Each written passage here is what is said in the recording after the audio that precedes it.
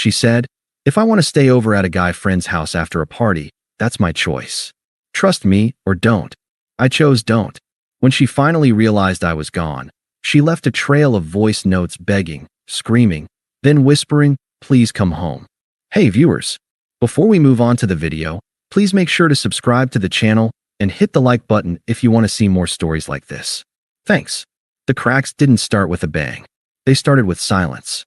The quiet, preoccupied silence of someone typing on their phone. A small, secretive smile playing on their lips before they noticed you looking and it vanished. That's how it was with Qley in those last few weeks. We'd be on the couch, my arm around her, some movie playing, and I'd feel the subtle vibration of her phone against my side. She'd shift, ever so slightly, to angle the screen away. I told myself I was imagining things. I was the paranoid boyfriend, the cliché. We'd been together for 2 years. We talked about getting a dog, about maybe looking at places together next spring. I loved her. Trust was the foundation, and I was determined to be a modern man, not some possessive cave dweller. But the geography of our relationship was changing. Her new friend group, spearheaded by a guy named Jake from her spin class, was becoming her default. I was invited, but always with a qualifier. It was a Tuesday evening, and she was chopping vegetables while I scrolled through rental listings, dreaming aloud about balconies and natural light. She wasn't really listening. "So," she said, the thunk-thunk-thunk of the knife punctuating her words. "Jake's having a thing Saturday. A rooftop party at his building. Should be pretty epic." "Sounds fun," I said, looking up. "What's the vibe?" "Mostly his work friends from the tech scene. You know, startup types." She shrugged, not meeting my eye. "You're welcome to come, obviously. But honestly, babe, you might find it kind of boring. It's not really your crowd." A gentle dismissal. I felt it.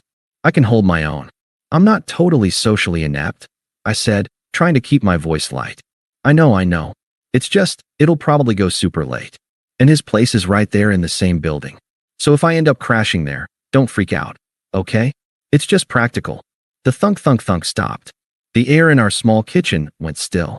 This wasn't a casual suggestion. It was a trial balloon. I set my phone down. "At Jake's."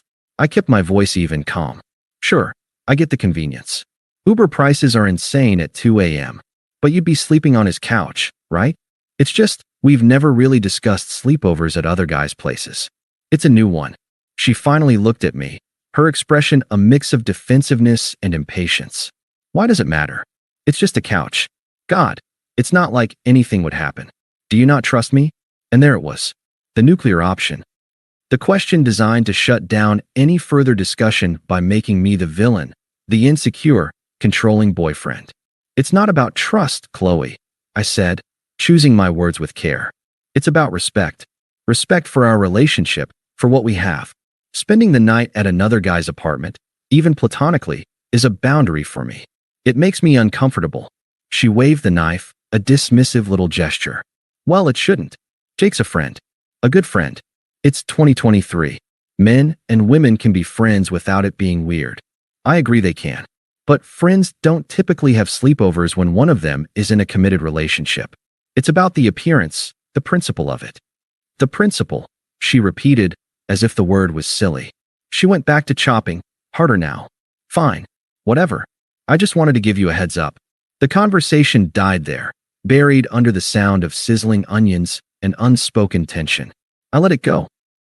I told myself I was being reasonable, that she'd see my point, that she'd text me when the party was over and get a ride home.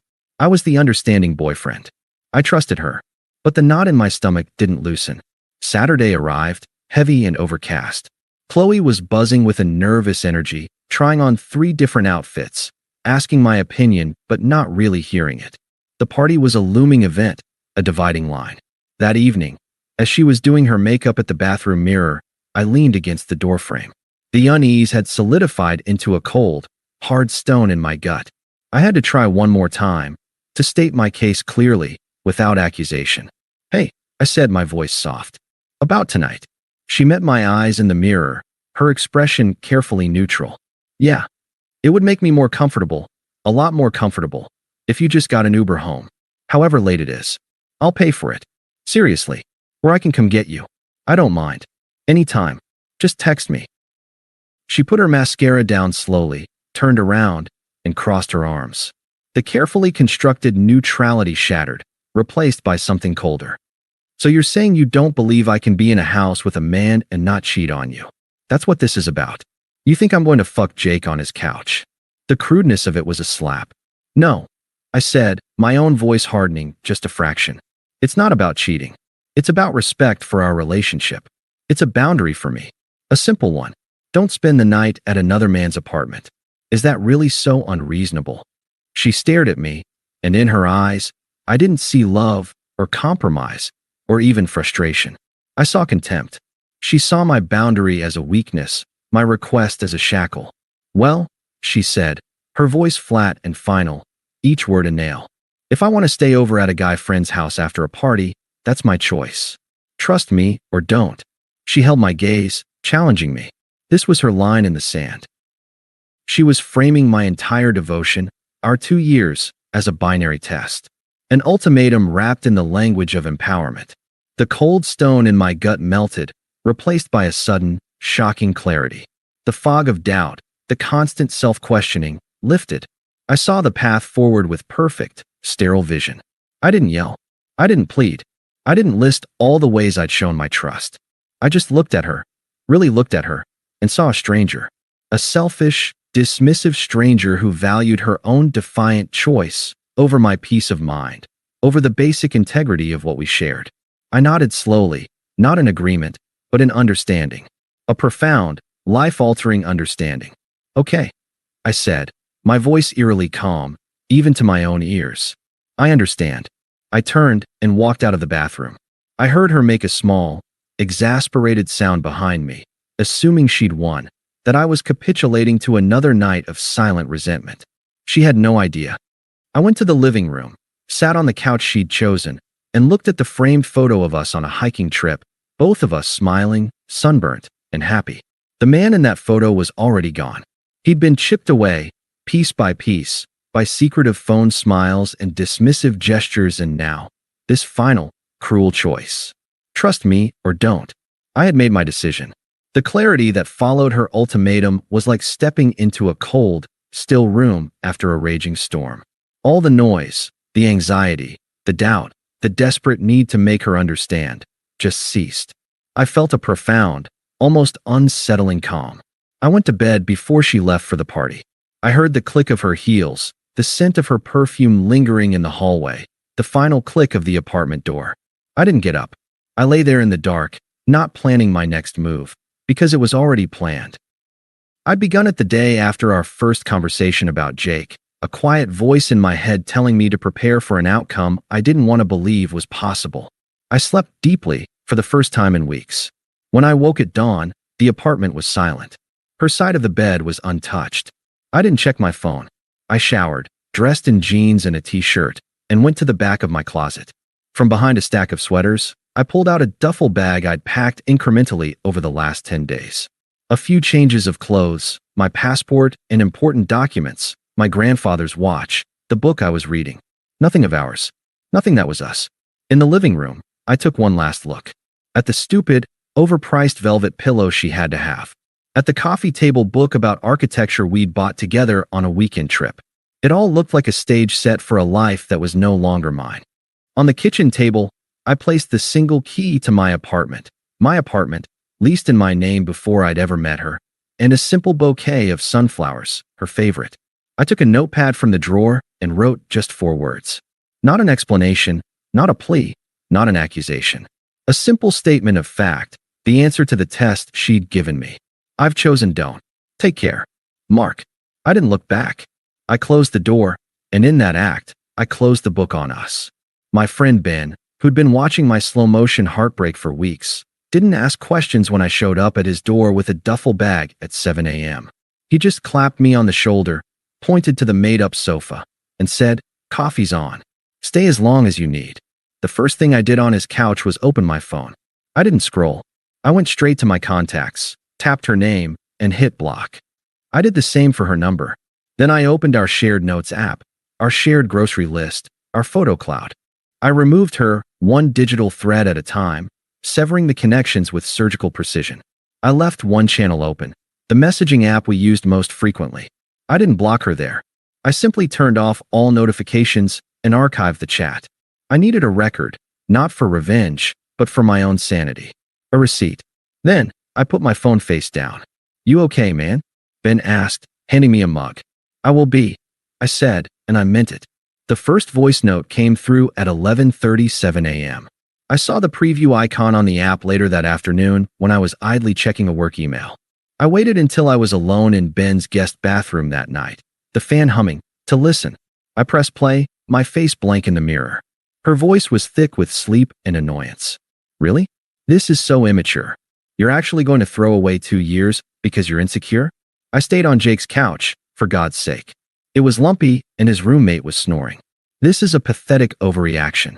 Call me. We need to talk like adults." There was no guilt. "No, I'm sorry I worried you." Just contempt for my feelings, framed as maturity. I deleted it. The sound of her voice sparked nothing in me. Not anger, not sadness. It was data. Point 1 on the graph of her unraveling. Denial and dismissal. Days passed. I called my landlord, explained the situation, and paid a fee to formally remove her from the lease, a clause I'd wisely insisted on. I forwarded her mail. I went to work, buried myself in a project I'd been neglecting, and found a strange solace in the code, its logic a balm after her emotional chaos. I started running with Ben in the mornings. The physical exhaustion felt like purification. A week after I left, I was at Ben's kitchen island, helping him cook dinner, when he let out a low whistle. "Oh wow, check this out." He turned his laptop toward me. It was a social media post from a mutual acquaintance we barely knew. A blurry, neon-lit club photo. In the center, with his arm slung possessively around the waist of a laughing blonde woman, was Jake. The caption read, "Celebrating the new deal with my lucky charm. At Jake Miller at Tasha Shaw." I felt Ben's eyes on me, looking for a reaction. I just nodded slowly. "Huh. The guy she chose her principal over," Ben said, shaking his head. "Classy." I didn't feel vindicated. I felt a distant, hollow pity. She'd torched our relationship for a choice that, to the other party, meant absolutely nothing. She was a convenient couch surfer, a temporary ego boost. She'd been discarded by the very freedom she'd prized. The second voice note arrived that night. It was longer. Her tone had shifted. Okay, Mark. You've made your point. I'm sorry, okay? I shouldn't have framed it like that. But you just left. You didn't even fight for me. How is that fair?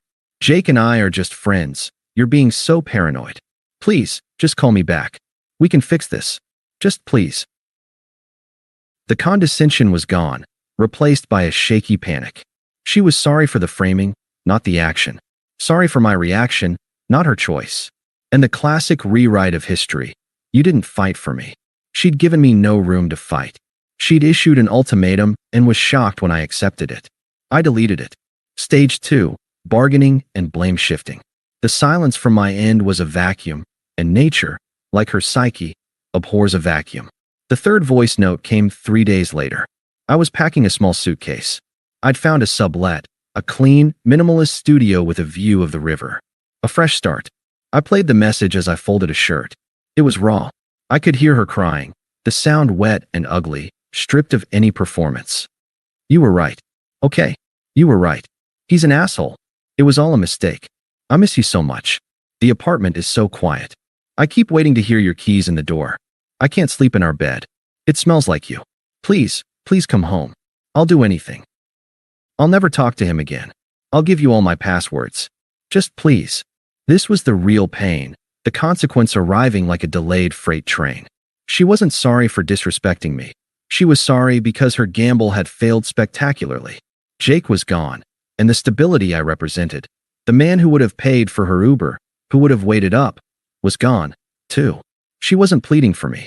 She was pleading for the life raft she'd casually kicked away. A dull, heavy pity settled in my chest. I deleted the message. Stage 3, desperate negotiation.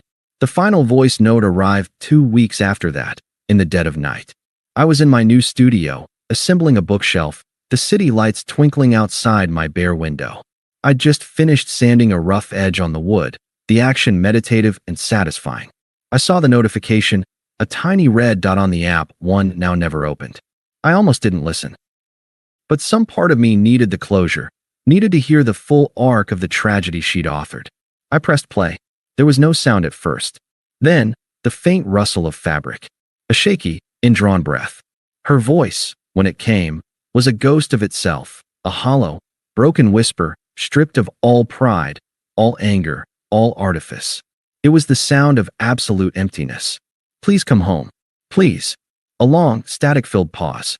I don't know who I am without you here. I'm so sorry. I'm so lost. Please. The whisper hung in the air of my new, quiet apartment. It was the culmination of every choice she'd made, every dismissive word, every secretive smile at her phone.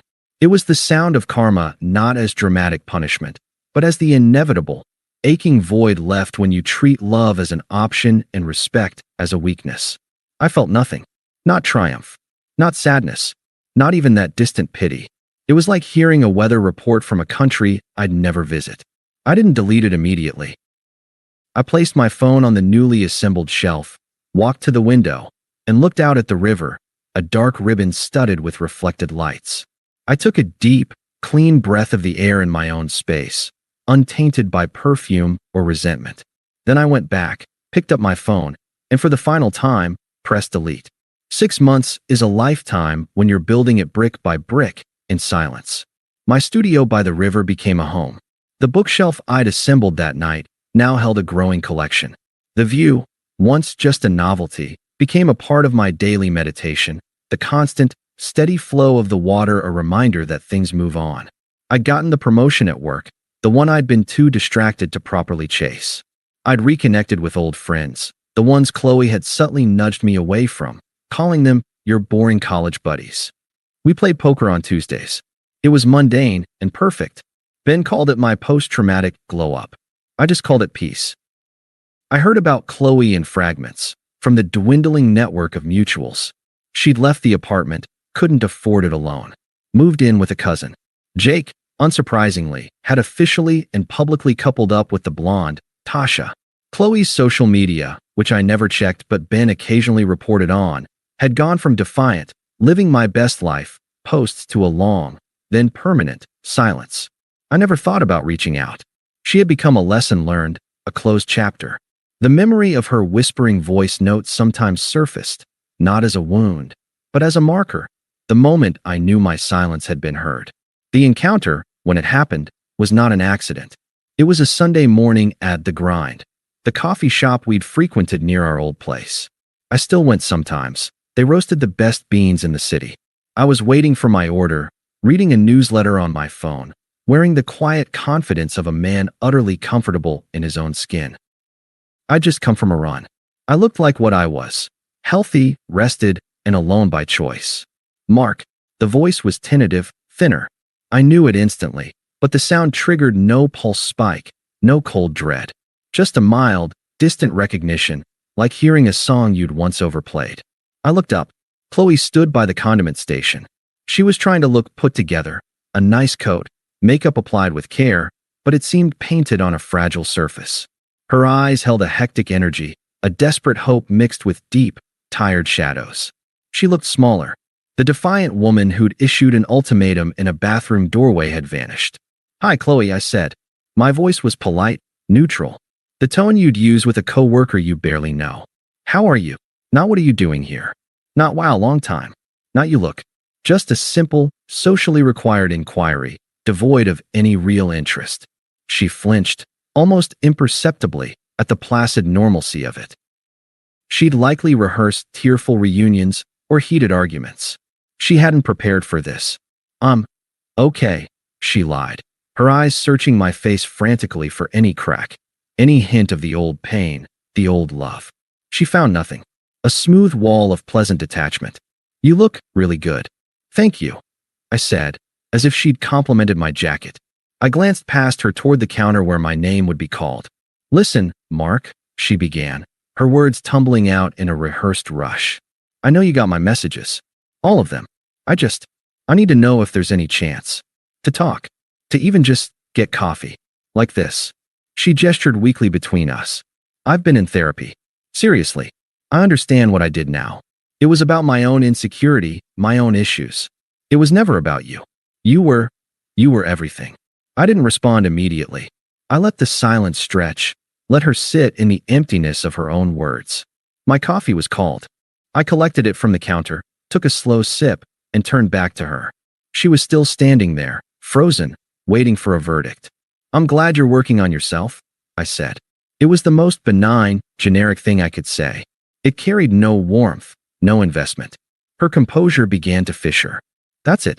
You're working on yourself? Mark, you just vanished. You didn't fight for us.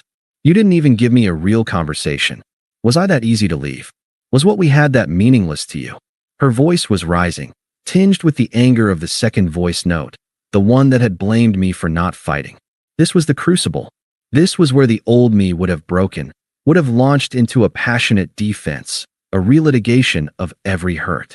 The old me would have given her the emotional engagement she craved, even if it was negative. The man I was now simply looked at her, his head tilted slightly, as if observing a mildly puzzling specimen. "You gave me a choice," I said, my voice still calm, devoid of any emotional charge. "A very clear one. I made it. Once that choice was made, there was nothing left to fight for. The fight was over." She stared, her mouth slightly open. My logic was irrefutable, and it was ice cold. "So that's your grand statement?" she hissed, the hurt curdling into something uglier, truer.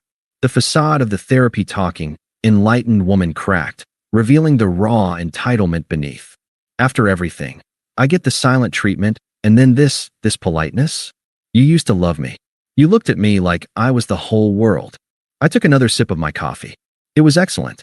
I appreciated it fully in that moment. "Qley," I said, setting my cup down with a soft finality. My gaze was direct, but not harsh. It was simply factual. "That person you're talking about? The one who loved you, who looked at you that way. He's gone. You dismissed him. You told him his feelings were an obstacle to your choices." I could see the words landing, each one a weight pulling her down. "And honestly," I continued, my tone shifting to one of pure, unadulterated realism, "building a new life without that constant negotiation, without the walking on eggshells, without the tests, it's peaceful. It's quiet. I don't think about you. I don't wish you ill. You're just a person I used to know." The color drained from her face. "I don't think about you." It was the ultimate defeat. Not hatred, not lingering love, but utter irrelevance.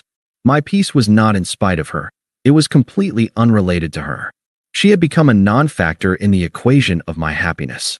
Her anger evaporated, leaving behind a devastating, hollow understanding. The fight went out of her shoulders. She wasn't looking at a heartbroken ex she could manipulate back. She was looking at a man who was genuinely, profoundly free. And her power, the power of my love for her, was now zero, extinct. I saw the exact moment she realized she was whispering into a void that had long since stopped echoing. "Take care of yourself, Qley," I said. It wasn't a wish. It was a closing statement. I picked up my coffee, gave her a small, polite nod that held the distance of continents, and turned. I walked out of the coffee shop, the bell jingling softly behind me. I didn't wonder if she was watching. I didn't wonder if she was crying. I didn't craft a better line in my head. I walked down the sun-dappled street toward the river, toward my home. I thought about the book I was going to finish reading on my balcony. I thought about the project I was excited to start at work tomorrow. I mentally added coffee to my grocery list. The memory of her face in that final moment, the shock, the devastation, the surrender, flickered in my mind and then dissolved, like a ripple smoothing out on the surface of that deep, steady river inside me. It held no weight. It carried no meaning. She had asked for a choice between trust and self-respect. I had chosen. And in that choice, I had found not just an exit, but a horizon. And I was already miles beyond it, walking in the quiet, sunlit calm of a life that was finally, completely, my own. Thanks for watching. Make sure to subscribe to the channel and hit the like button. What do you think about this story? Share it in the comments.